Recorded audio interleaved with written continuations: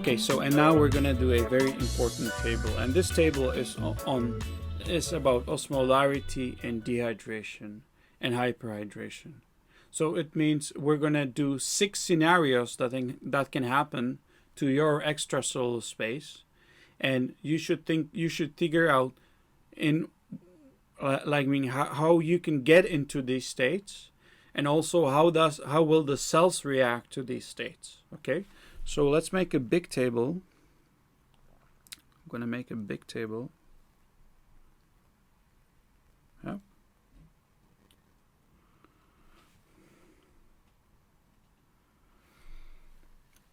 And we're going to divide it on this, like this. And then like this. And then 4 lines like this.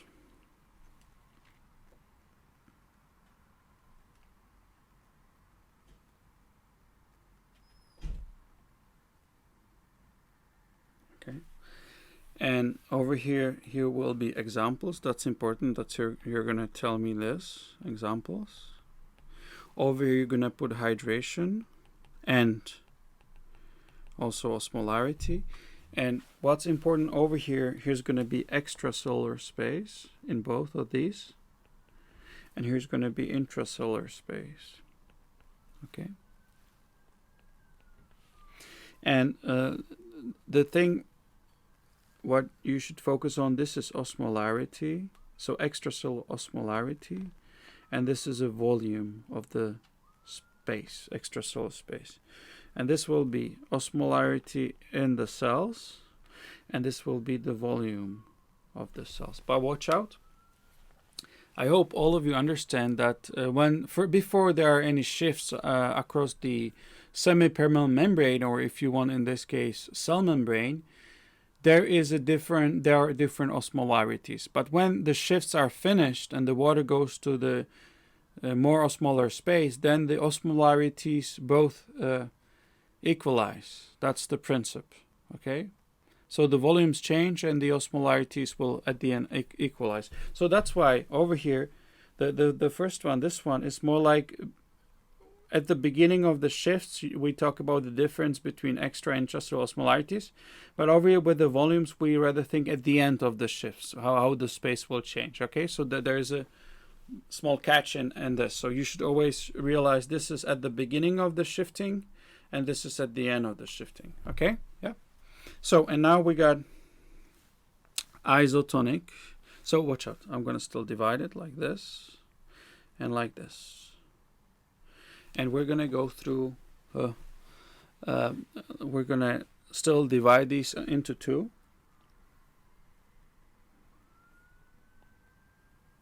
Like that, and like that.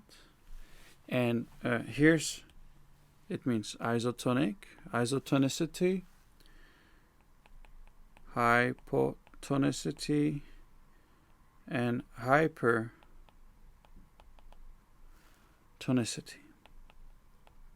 And now we got dehydration and hyperhydration. So over here is dehydration, dehydration, hyperhydration, dehydration, hyperhydration, and dehydration and hyperhydration. Okay. Yep. And now we're going to do the simple ones, which are isotonic dehydration or hyperhydration. So we're going to start with isotonic dehydration. And what does that mean? First of all, very important thing, these terms, they describe the extracellular space. Okay, watch out. It's extracellular space. And sometimes students, they won't get confused with isotonic dehydration or hyperhydration, but especially they are confused with dehydrations. So if I will say hypotonic dehydration, okay, like over here, hypotonic dehydration, I'm describing the situation in the body, okay? In the body, what happens in the body. So if I'm having hypotonic dehydration, it means that I lost hypertonic solution. Get it? To be inside hypotonic. Okay? So every time you say hypotonic dehydration or hypertonic dehydration, you are describing the tonicity in the body, not that you are losing hypertonic water. If it's hypertonic dehydration, you are losing hypertonic dehydration. You're losing hypotonic water. Get it? Okay? And I'll repeat it again. So, but now isotonic dehydration, that is simple. I'm losing liquid, that is isotonic with blood. So what could that be? It could be bleeding. Very good. So that's definitely isotonic. And then you can have a diarrhea, for example. But it has to be like really isotonic diarrhea, so it depends always on the situation. But maybe you could put a cholera toxin over here. So once you are losing a chloride ion into the gut, the ion attracts water, and it could be sort of isotonic. So we could put it there in a way. But there's maybe a better example, and that is what happens with the skin, and you are losing very likely isotonic water with albumin as well. What? Burns, yeah? Burns, watch out. And with proteins, you're losing also proteins through the skin. So burns. And remember izostenuria. That is just a term that describes you are losing isotonic urine with the blood. And this typically happens in the polyuric phase. Remember that. You will learn this later. Polyuric phase of acute tubular necrosis. It can be due to ischemia or toxins or drugs, whatever, that the tubules get necrotic very fast. And there are two phases. And basically, because 85%, basically this equals acute renal failure, because 85% of all the failures are due to ATN. Remember that. And ATN typically has a first phase, anuric, and then it has this polyuric phase. That's the second phase of acute tubular necrosis, and that's where you lose isotonic water. You're peeing isotonic urine. Okay, so remember this as an example. And also maybe you could put Addison's over here. What is Addison's? What is that? Addison's is when there is a decreased function of adrenal cortex. And the main thing is cortisol is decreased, but like a coincidence, it's typically also aldosterone. And then you're going to have hypotension, and you're very likely you're going to lose something very similar to isotonic solution. Okay, so but this is cool because now this term describes the extracellular space. So isotonic dehydration means what? Isotonic dehydration means it just describes it. So it's isotonic, so this is normal osmolarity, extracellular, isotonic, yeah. And if it's dehydration, the volume extracellular is going to be what? Decreased. But what about how will the cells react to it? So if I'm having isotonic dehydration, will there be any shift between extracellular space and intracellular space? No, because there is the osmolarity equals. So there will be no shifts, and that's why there will be no volume changes. Okay, so there's no the osmolarities are equal. Okay. What about isotonic dehydration? I'm sorry, isotonic hyperhydration. So what could that be? Well, the isotonic, it's very popular now. Isotonic drinks. Okay. Or by chance you can eat salty pretzel and a water, and it comes as a result that you are eating isotonic solution. Okay, so it's like sort of a coincidence. Beer depends. Some beers are, I guess, hypotonic a bit. Some are hypertonic. Depends again.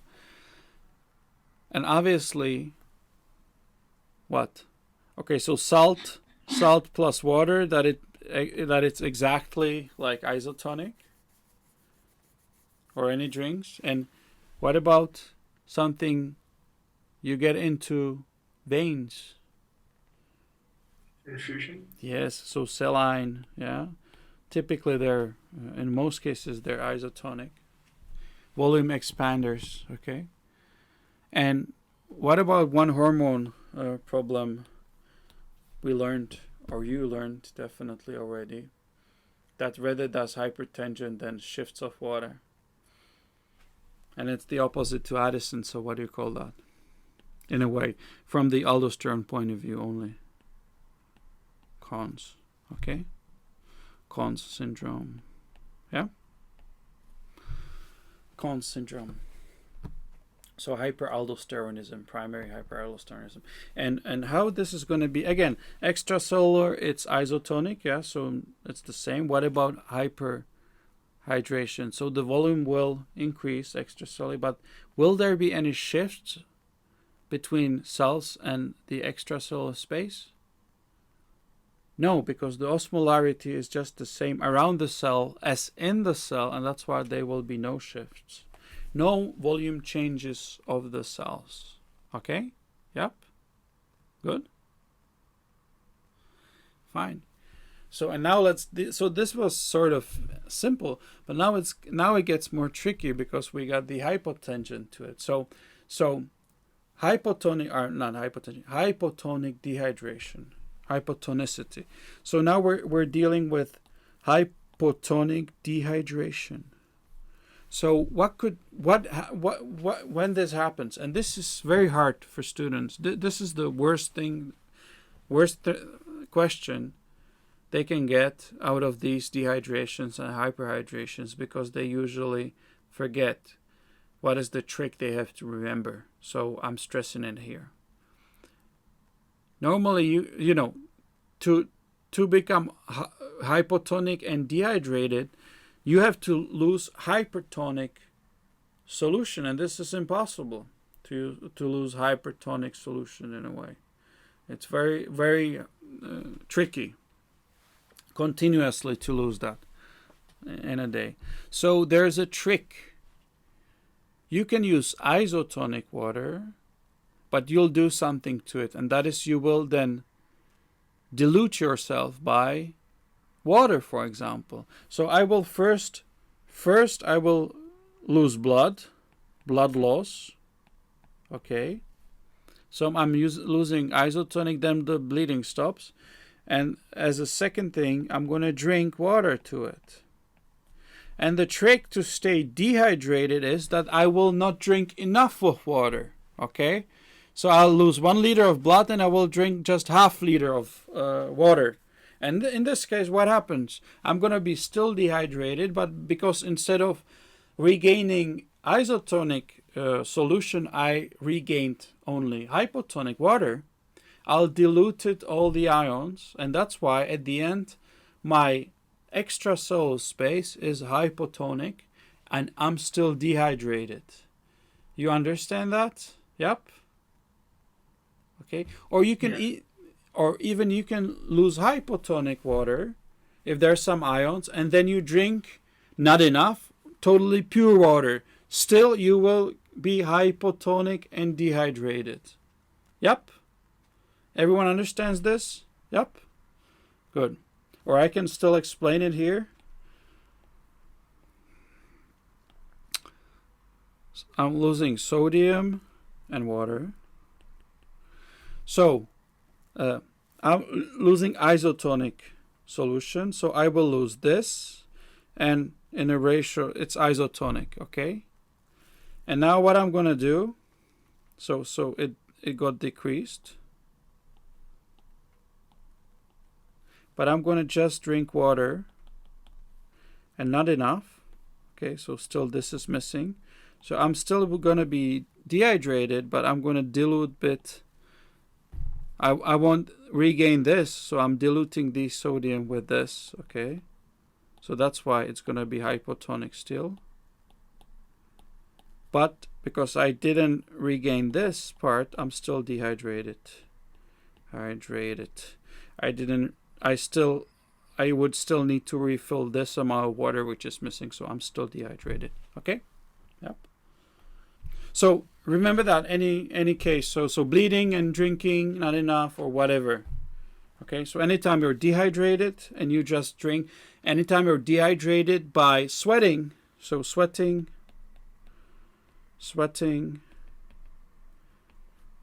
plus drinking not enough of water, and you're gonna be hypotonic and dehydrated. So this is pretty common. Okay, yeah, and typically on in the desert, etc. Okay, so but anyways, so this is very common scenario. But now this is now it's important. So hypotonic dehydration. So how would you describe the extracellular space? So it's hypotonic, okay, so it should be decreased, yeah. And what about extracellular space? It's dehydration, so it's decreased. But now tell me how the shifts will go. So now at the beginning, how is the osmolarity of the intracellular space? Is it higher or lower than extracellular? It's higher, yeah. So how will the shifts go? Where the water will go? It will go into the cell. Into the cell. Very good. So your cells will be bigger. They will suck in water.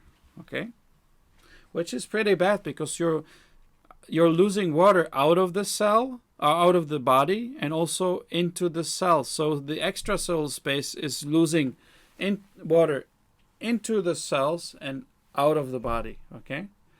Yeah. So every time there is hypotonicity, you're losing it into the cells. Remember that.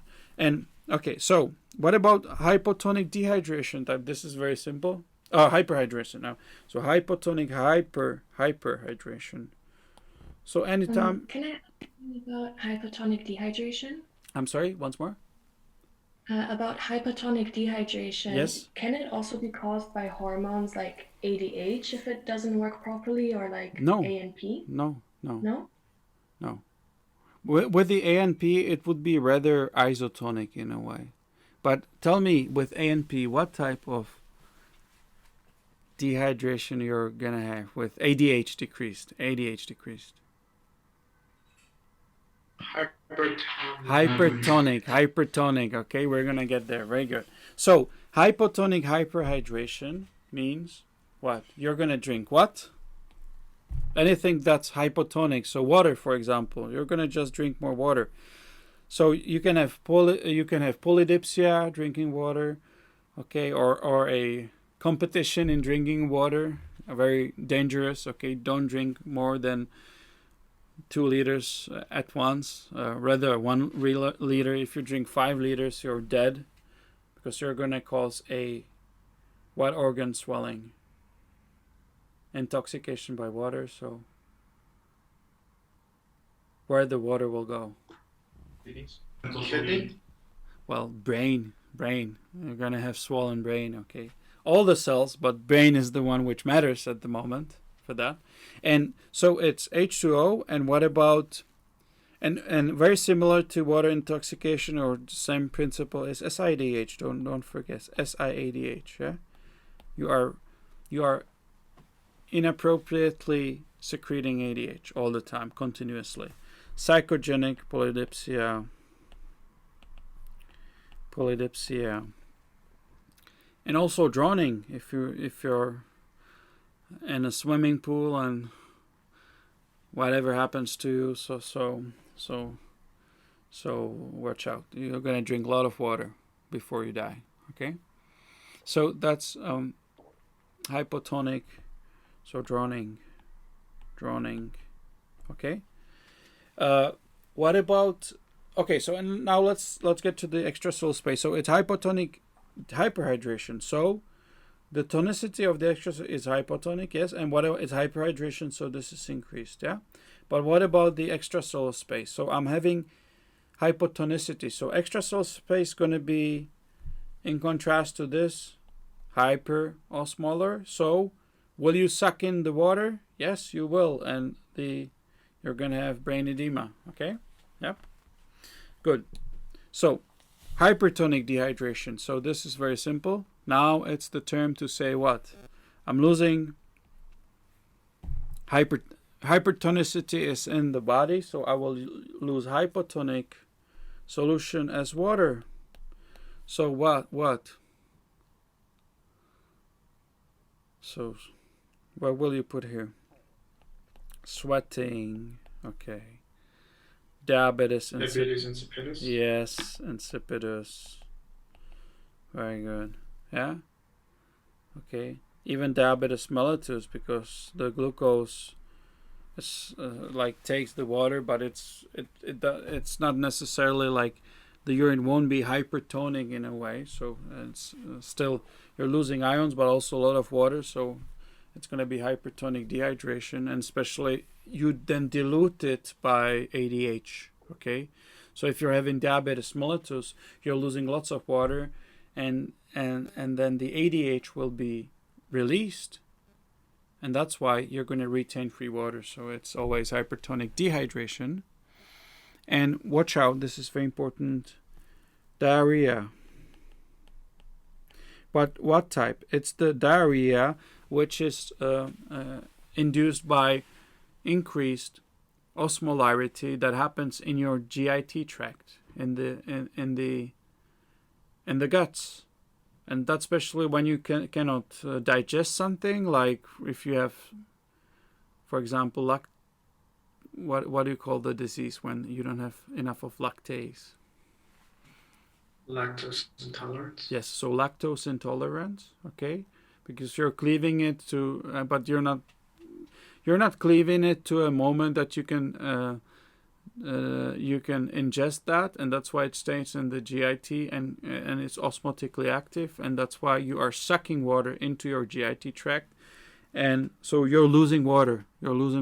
Okay, so remember these osmotically engineered diarrheas. That means that something hypertonic is in my gut and sucks the water out of my body. It's just the same as you would be sweating water or having diabetes insipidus, because you're losing water into the GIT tract. And then it's, of course, hypertonic dehydration. And how is it? Hypertonic dehydration means extracellular osmolarity is going to be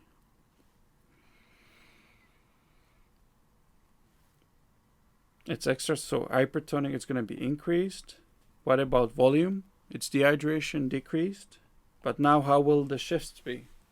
So I'm having hypertonicity, so the cells will have initially lower osmolarity, and that's why they will be sucked out and their volume will be decreased. Yeah.